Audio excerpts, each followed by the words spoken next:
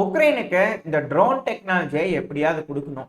இந்த உக்ரைனுக்கு கொடுக்கக்கூடிய ட்ரோன் டெக்னாலஜி ட்ரோனை வேட்டையாடுறதுக்கும் இருக்கணும், ட்ரோனை பயன்படுத்தி அதிக அளவுல சேதத்தை ரஷ்யா உருவாக்குறதாவும் இருக்கணும். அது கூடவே இந்த கன்னி வெடிகள் மிகப்பெரிய பிரச்சனையா உக்ரைனுக்கு இருக்கு. இப்ப அதை சமாளிக்கிறதுக்கும் சில விஷயங்கள்லாம் பண்ணணும். அதுக்கான டிஸ்கஷன் ஜனவரி 8 அமெரிக்காவில் வச்சு மீட்டிங் நடந்துக்குது. இந்த மீட்டிங்ல உக்ரைனும் சரி அமெரிக்காவோட சில ட்ரோன் தயாரிக்கும் கம்பெனிகளும் சரி உட்காந்து பேசிக்கிறாங்க. அதுவும் 5 மணி நேரத்துக்கிட்ட பேசிக்கிறாங்க அப்படிங்கிறது போல தகவல்லாம் வருது. இதைத்தான் நம்ம முன்னாடியே சொல்லியிருப்போம். டெக்னாலஜியை உக்ரைனுக்கு கொடுத்துட்டு அந்த டெக்னாலஜியை வச்சு உக்ரைனியவே அந்த ட்ரோனை தயாரிக்கவும் வச்சு உக்ரைன்லயே ஃபேக்டரி கட்டி கொடுத்து அந்த ஃபேக்டரியில ட்ரோனை தயாரிக்க வச்சு அந்த ட்ரோன்களை வச்சு ரஷ்யாவை தாக்குனாங்கன்னா ரஷ்யா பதிலுக்கு மிகப்பெரிய தாக்குதல், இப்ப எப்படி ஜனவரி 2 டிசம்பர்லாம் தாக்குதல் பண்ணாங்க அதே போல தாக்குதல் பண்ணா இந்த பிரச்சனை மிகப்பெரிய அளவுல வெடிச்சுக்கிட்டே இருக்கும் அப்படிங்கிறதோட சொல்லப்பட்டு வருது. இந்த டெக்னாலஜி உக்ரைனுக்கு போகுமா போகாதா? போயிருச்சு அப்படின்னா இப்ப நடந்துட்டு இருக்கக்கூடிய ரஷ்யா உக்ரைன் பிரச்சனை நிலைமை தலைகீழா மாறி கைவிட்டு போயிடும் அப்படிங்கிறதோட சொல்லப்பட்டிருக்கு.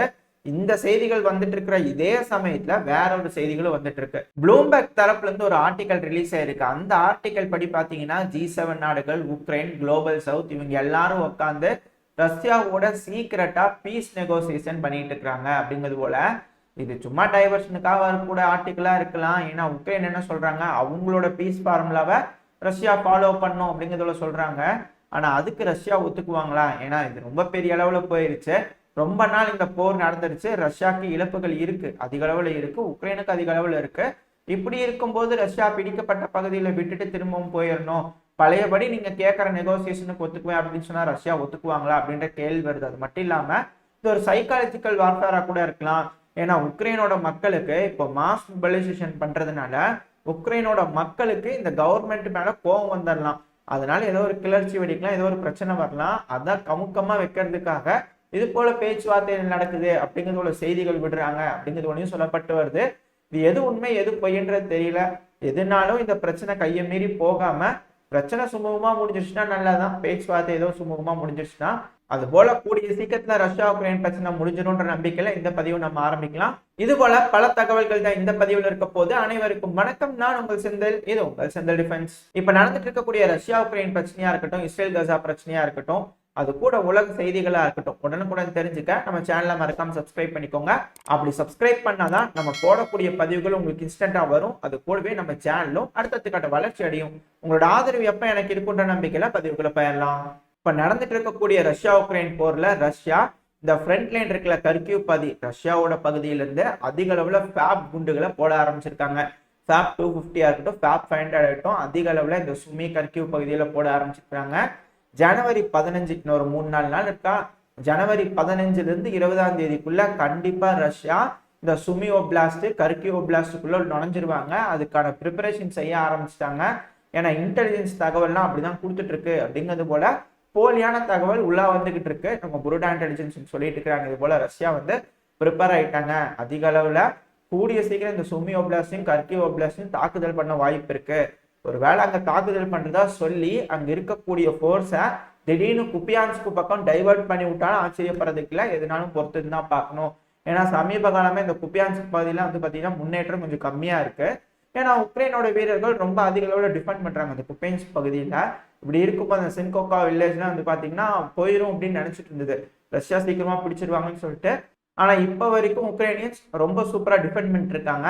இது இப்படியே போயிட்டு இருக்கும் பட்சத்துல கண்டிப்பா ஒரு டைவர்ஷன் தேவைப்படும். அந்த டைவர்ஷன் அட்டாக்கா இந்த சுமி மற்றும் கர்கிவா இருக்கும். அப்படி இருக்கும்போது உக்ரைன் இங்க இருக்கக்கூடிய வீரர்களை பிரிச்சு இந்த சுமிலையும் ஒப்லாஸ்ட்லையும் இந்த கர்கிவ் ஒப்லாஸ்ட்லையும் ரீடிப்ளாய் பண்ணும். அப்படி டிப்ளாய் பண்ணிட்டாங்கன்னா இந்த இடத்துல சோல்ஜரோட எண்ணிக்கை கம்மியாகும். இல்ல பல இடங்கள்ல தாக்குதல் பண்ணும்போது, பல முனை தாக்குதல் பண்ணும்போது கண்டிப்பா இந்த இடத்துல வீழ்ந்துடும். ஏன்னா குப்பியான்ஸ்க்கு ரொம்ப ரொம்ப முக்கியம். நம்ம பல பதிவுகளை பார்த்துக்கிட்டு இருக்கோம். இது அடுத்த பிரச்சனை இந்த ஆதிக்கா முடிஞ்சதுக்கு அப்புறம் கண்டிப்பா குப்பியான்ஸ்க பிடிக்கிறதுக்காக தான் இருக்கும். அதுதான் மிகப்பெரிய மோசமான பேட்டிலா இருக்க போது. ஏன்னா அதுக்கு தான் அதிக அளவிலான சோல்ஜர்ஸை தயார்படுத்திட்டு இருக்கிறாங்க உக்ரைன். அது நடந்துருச்சு. குப்பியான்ஸ்க் ஒன்ஸ் தோத்துட்டாங்க அப்படின்னா குப்பியான்ஸ்க்கு கீழே லைமன் வரைக்கும் காணாம போயிடுச்சு. உக்ரைன் விட்டு கொடுத்துட்டாங்க, ரஷ்யா கட்டுப்பாட்டுக்குள்ள எடுத்துட்டாங்கன்னா அதுக்கப்புறம் பக்முட் எடுக்க முடியாது. அதுக்கப்புறம் நேரா ரஷ்யா அவங்களோட இருப்பை ஸ்ட்ராங் பண்ணிட்டு த ரேஸ் டு கிரமட்டாஸ்க், நம்ம முன்னாடியே இந்த பிரச்சனை ஆரம்பிக்கும் போது யூகேவோட இன்டெலிஜென்ஸ் தரப்புன்னு சொல்லியிருப்பாங்க ரேஸ் டு கிரமட்டாஸ்க்னு. அது இதுதான் ரேஸ் டு கிரமட்டாஸ்க். இந்த கிரமட்டாஸ்க் பகுதியை ரஷ்யா முற்றுகிட்டு பிடிக்கிற வரைக்கும் இந்த ரஷ்யா உக்ரைன் பிரச்சனை நடக்கும் அப்படிங்கிறத சொல்லப்பட்டு வருது. இந்த குப்பியான்ஸ்க்கு விழுந்துருச்சு, அந்த பகுதி ஃபுல்லா வந்துருச்சு அப்படின்னா, ரஷ்யாவோட கட்டுப்பாட்டுக்குள்ள வந்துருச்சுன்னா, நம்ம சொல்லியிருப்போம் இந்த குப்பியான்ஸ்க்கு கீழே இருக்கக்கூடிய அந்த ஆஸ்கெல் ரிவர் அது ஃபுல்லாவே ரஷ்யா எடுக்கணும். ஸோ அதுக்கான வேலைகள் நடக்கும் அப்படிங்கிறதோட சொல்லப்பட்டு வருது. என்ன ஒரு 3-4 நாள் வெயிட் பண்ணி பார்த்தா இந்த இடத்துல என்ன நடக்க போகுதுன்னு தெரிஞ்சது. அதுக்கப்புறம் இது என்ன போலி தகவலா இல்ல உறுதி செய்யப்பட்ட தகவலா அப்படிங்கறத அப்ப பாத்துக்குவோம். உக்ரைனோட பார்லிமெண்ட்ல இந்த மொபைலைசேஷன் பத்தி பேசுறதுக்காக புதுசா சட்டம் கொண்டு வரதுக்காக 5 பில்ல சப்மிட் பண்ணிக்கிறாங்க. இப்ப இந்த பார்லிமெண்ட்ல இந்த மொபைலைசேஷனை பத்தி என்ன பேசுறாங்கன்றத பொறுத்துதான் எப்படி எவ்வளவு சீக்கிரமா எந்த மாதிரி அப்படிங்கிற விஷயத்துல இந்த மொபைலைசேஷன் ப்ராசஸ் ஆரம்பிக்கும் அப்படிங்கிறதுல சொல்லப்பட்டு வருது. இந்த மொபைலைசேஷன் ஏன் முக்கியம் அப்படின்னா, மேற்குலக நாடுகள் கிட்ட ஜெலன்ஸ்கி அவர்கள் சொல்றது, உக்ரைன் மிக அதிக அளவுல போராட தயாரா இருக்கும், அதுக்கான உதவிகளை நீங்க செய்யணும், உக்ரைனோட மக்களுக்கு வேணுங்கிற உதவியை செய்யணும் அப்படிங்கிறது போலதான் அவர் டிமாண்ட் பண்ணிட்டு இருக்கிறாரு. இப்போ மாஸ் மொபைலைசேஷனை உக்ரைன் மட்டும் பண்ணி காமிச்சிட்டாருன்னா ரஷ்யாவுக்கு அதுவே ஒரு தோல்வியா பார்க்கப்படும். அப்போ மாஸ் மொபைலைசேஷன் பண்ணணும்னா 5 லட்சம் வீரர்கள் கிட்ட உக்ரைனுக்கு தயார் நிலையில இருக்கணும். இது போல உக்ரைன் தயார் பண்ணிட்டாங்கன்னா ரஷ்யா என்ன செய்யணும், அவங்க பங்குக்கு அவங்க ஒரு 5 லட்சம் பேர்த்துக்கிட்ட மாஸ் மொபைலைசேஷன் பண்ணும். ஆல்ரெடி ட்ரைன்டு வீரரே அவங்க கிட்ட இருக்கிறாங்கல்ல, அவங்களே கொண்டு வந்துடலாம்ல அப்படின்னு கேட்டீங்கன்னா அப்படி பண்ண முடியாது. ஏன்னா ஆல்ரெடி வெல் ட்ரைன்டு சோல்ஜர்ஸை பல பக்கங்கள்ல ரஷ்யா வந்து டிப்ளாய் பண்ணி வச்சிருப்பாங்க. அவங்க எல்லாத்தையும் ரீகால் பண்ணி இந்த உக்ரைனுக்கு மட்டும் கொண்டு வந்து கொடுத்துட்டோம்னா ரஷ்யா வீக் ஆயிடும். அது மட்டும் இல்லாம திரும்பவும் ரஷ்யா மக்கள் கிட்ட போய் நிற்பாங்க, மாஸ் மொபைலைசேஷன் பண்ணணும் அப்படிங்கிறது போல. அப்படி மட்டும் ரஷ்யா பண்ணிட்டாங்கன்னா ரஷ்யாவோட அதிபரான விளாடிமிர் புட்டின் அவர்கள் மேல ரஷ்யா மக்களுக்கு கொஞ்சம் அதிருப்தி வந்துடும். அதுவும் இந்த எலெக்ஷன் வருது இல்லையா, அந்த சமயத்துல பல மக்களையும் வாங்க வாங்க ராணுவத்துக்கு வாங்க அப்படின்னு கூப்பிட்டு இருந்தோம்னா மக்களுக்கு சிலருக்கு பிடிக்காம இருக்கும், சிலருக்கு பிடிச்சிருக்கும், சிலர் பிடிச்சு வருவாங்க, சிலருக்கு பிடிக்காது. ஃபோர்ஸ்ஃபுல்லா கொண்டு வரணும் அப்படின்ற கட்டாயத்துக்கு தள்ளப்படும் போது எலெக்ஷன் வைக்கும் போது, எலெக்ஷன் பக்கத்துல இருக்கும்போது இந்த மார்ச் மாசத்துலனா ரஷ்யா வந்து திரும்பவும் விளாடிமிர் புட்டின் அவர்கள் ஜெயிப்பாங்களா அப்படிங்கிறது போல ஒரு கேள்வி வரும். இது மறைமுக நெருக்கடி, மறைமுக அழுத்தம் அப்படிங்கிறாங்க ரஷ்யாவை பொறுத்த வரைக்கும். உக்ரைன் இது போல செஞ்சு காமிச்சிட்டாங்கன்னா இப்ப அது பெருமளவுல செய்யறதுக்கான வேலைகள்ல உக்ரைனோட அதிபரான விளாடிமிர் ஜெலன்ஸ்கி அவர்கள் இறங்கி இருக்கிறாரு. ஏன்னா இந்த போலாண்டா இருக்கட்டும், பல நாடுகளா இருக்கட்டும், உக்ரைன் இருக்கிற மக்கள் அகதிகளா பல நாடுகளுக்கும் போயிருக்காங்க இந்த யூரோப் பொறுத்த வரைக்கும். இப்போ அந்த அகதிகளா போயிருக்கக்கூடிய மக்களை புடிச்சு உக்ரைன் கிட்ட கொடுப்பாங்களான்னு கேட்டீங்கன்னா கொடுக்க மாட்டாங்க. ஜெர்மனியோட சட்டம் அதுக்கு ஒத்துக்காது அப்படிங்கிறத சில செய்திகள்லாம் வந்துட்டு இருக்கு. அதே போல ஹங்கேரினால முடியாதுங்க அப்படிங்கிறத சொல்லிட்டாங்க. நார்மலா ஒரு நாட்டுக்கு அகதிகளா போனவங்கள திரும்பவும் பிடிச்சி அந்த நாட்டுக்கே கொடுத்துடலாம், அதுவும் போர் நடந்துட்டு இருக்கும்போது அப்படிங்கிறது செய்ய மாட்டாங்க. அது மனிதாபிமான அடிப்படையில் அப்படி செய்ய மாட்டாங்க. இந்த நாடுமே அப்படி செஞ்சாங்கன்னா பல நாடுகளும் கேள்வி கேட்பாங்க இந்த யூரோப்பியன் யூனியனை. அதனால இந்த உக்ரைனோட அதிபரான ஜெலன்ஸ்கி அவர்கள் வெளியே போன அந்த மக்களை திரும்ப உக்ரைனுக்கு கொண்டு வரணும்னா என்ன பண்ணும், இப்ப பாஸ்போர்ட் இருக்குது, ஏதோ ஒரு டாக்குமெண்ட் இருக்கு, ஏதோ சேஞ்ச் பண்ணணும்னா உக்ரைனுக்குள்ள வந்துதான் பண்ணணும், வெளிநாட்டுல இருந்து பண்ண முடியாது அப்படிங்கிறது போல சட்டத்தை சமீபத்துல கொண்டு வந்தார். இதனால வெளியே இருக்கக்கூடிய உக்ரைனோட மக்களுக்கு ஏதாவது அவங்களோட பாஸ்போர்ட்டா இருக்கட்டும், ஏதோ ஒரு விஷயத்துக்கு சேஞ்சஸ் பண்ணும், அப்டேட் பண்ணணும்னு நினைச்சாங்கன்னா திரும்ப உக்ரைனுக்கு போய் ஆகணும். உக்ரைனுக்கு போனாங்கன்னா திரும்ப வெளியே போக முடியுமா? போக முடியாது, விட மாட்டாங்க உக்ரைன். ஏன்னா ஆல்ரெடி உள்ள இருக்கிறவங்களையே வளர்ச்சி பிடிச்சிட்டு இருக்கிறாங்க உக்ரைன். இப்படி இருக்கும்போது உள்ள வந்தாங்கன்னா வந்துட்டியா அப்படிங்கிறது போலதான் இருக்கும். அவங்க எப்படி அவங்களை திரும்ப வெளியே விடுவாங்க? விட முடியாது. ஏன் அப்படி பாஸ்போர்ட் அப்டேட் பண்ணி ஆகணும் அப்படின்னு கேட்டீங்கன்னா சில ப்ராப்ளம்ஸ் இருக்கும் பாஸ்போர்ட்ல, இல்லை வேற ஏதாவது சேஞ்சஸ் பண்ணும். அப்படி பண்ணி அப் டு டேட்டா நம்மளோட டாக்குமெண்ட்ஸை வச்சுக்கிட்டாதான் அந்த நாட்டுல இப்ப யூரோப்ல இருக்கக்கூடிய உக்ரைனுக்கு சில சலுகைகள் அப்படின்னு சொல்லி கொடுத்துருப்பாங்க. அப்படி இருக்கும்போது அந்த சலுகைகள் அனுபவிக்கணும்னா அவங்க கிட்ட ப்ராப்பரான டாக்குமெண்ட்ஸ் இருக்கணும். அந்த டாக்குமெண்ட்ஸ் எந்த பிள்ளையும் இருக்கக்கூடாதுன்னா அவங்க இது போல செஞ்சாகணும். அப்ப ஏதோ ஒரு அப்டேஷன் பண்ணும்போது உக்ரைனுக்குள்ள வருவாங்கல்ல, அப்ப அவங்கள பிடிச்சிக்கலாம் அப்படிங்கிற திட்டத்துல இது போல செஞ்சுக்கிறார் ஜெலன்ஸ்கி அவர்கள் அப்படின்ற போல குற்றச்சாட்டுலாம் இருந்துட்டு இருந்தது. ஆனா இப்போ பெருமளவுல உக்ரைனுக்கு கை கொடுக்க ஆரம்பிச்சிருக்கு அப்படின்னு சொல்லப்பட்டு வருது. ஏன்னா இந்த டாக்குமெண்ட்ஸ் கொஞ்சம் பிரச்சனையா இருக்கும், சில சிக்கல் இருக்கும். இப்ப அவங்க கிட்ட எல்லாம் வெளிநாட்டுல இருப்பாங்க, எந்த சலுகை எழுதினாலும் பரவாயில்ல, உக்ரைனுக்குள்ள என்னால போக முடியாது அப்படிங்கிறது போல சில அகதிகளா உக்ரைனோட அகதிகள் போலாண்ட்ல எல்லாம் இருப்பாங்க இல்லையா. இப்ப அவங்க கிட்ட போய் உக்ரைனோட ராணுவ வீரர்கள் யூனிஃபார்ம் போட்டே போய் வந்து சர்வே எடுத்துட்டு இருக்கிறாங்க, என்ன ஏது அப்படிங்கிற விஷயம்லாம் எடுத்துட்டு இருக்காங்க.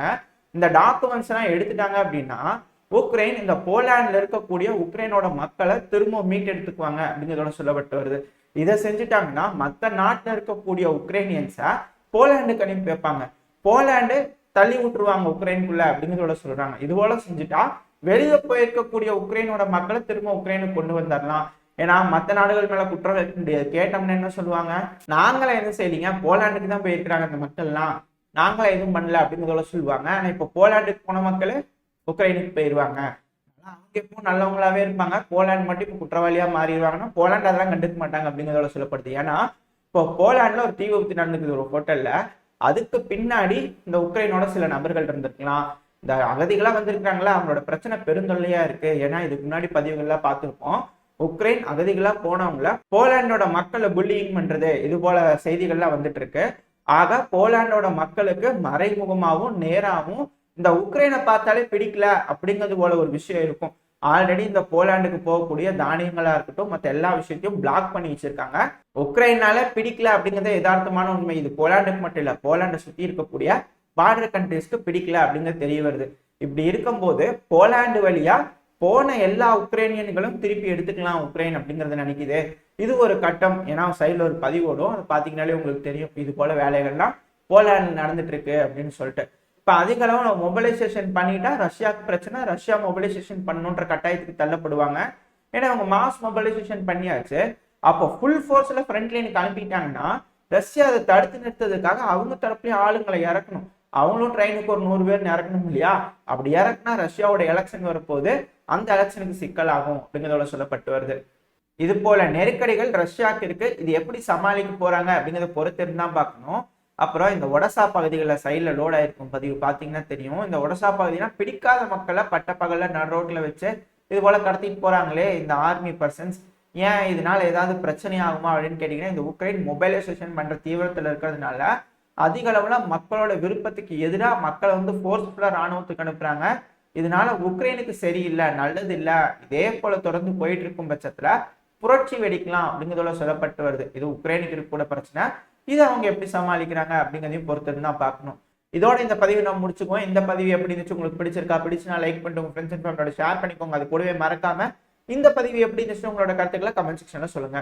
இந்த பதிவு நல்லா இருந்திருக்குன்ற நம்பிக்கையில் அடுத்த பதிவில் உங்களை சந்திக்கிறேன். அது வரைக்கும் ஸ்டே சேஃப். Bye bye.